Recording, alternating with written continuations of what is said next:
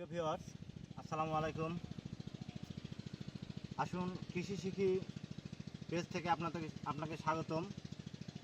আসুন কৃষি শিখি চ্যানেল থেকেও আপনাকে স্বাগতম।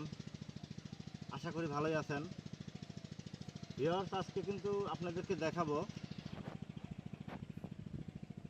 আমার এই পেঁয়াজের জমিটা কীরকম হয়েছে, জমিটা কেমন হয়েছে। গত পর্বে কিন্তু আপনাদেরকে দেখাইছিলাম যে পেঁয়াজটা কিভাবে রোপণ করতে হয়, কোন টাইমে রোপণ করলে আপনি আগাম চাষে লাভবান হবেন।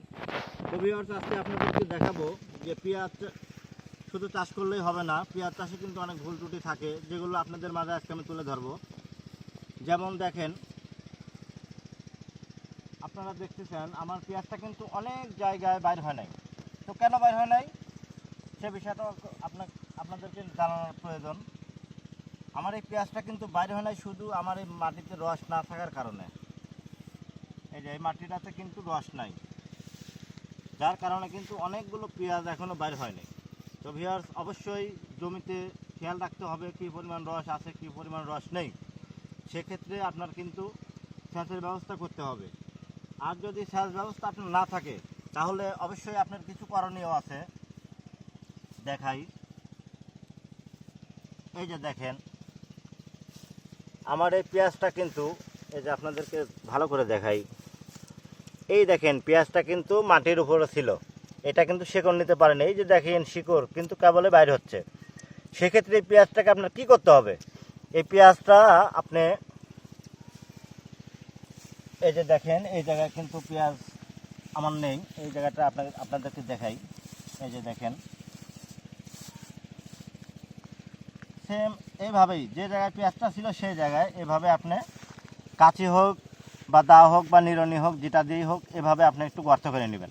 নিলে দেখেন এই যে মাটিতে কিন্তু রস আছে, 1-2 ইঞ্চি পরে কিন্তু মাটিতে রস পাবেন। সেক্ষেত্রে আপনি পেঁয়াজটা এইভাবে সুন্দর করে পুঁতে দিবেন। দেওয়ার পরে হালকা যে মাটিটা আপনি উঠাইছেন এই মাটির উপরে এরকম ছিটাই দিবেন। ছিটাই দিয়ে ব্যাস, যে জঙ্গলটা আপনার দেওয়া ছিল সেই জঙ্গলটা নিয়ে এসে এভাবে দিবেন, যাতে রোদের আর্দ্রতায় এই মাটিটা আপনি শুকায় না যায়।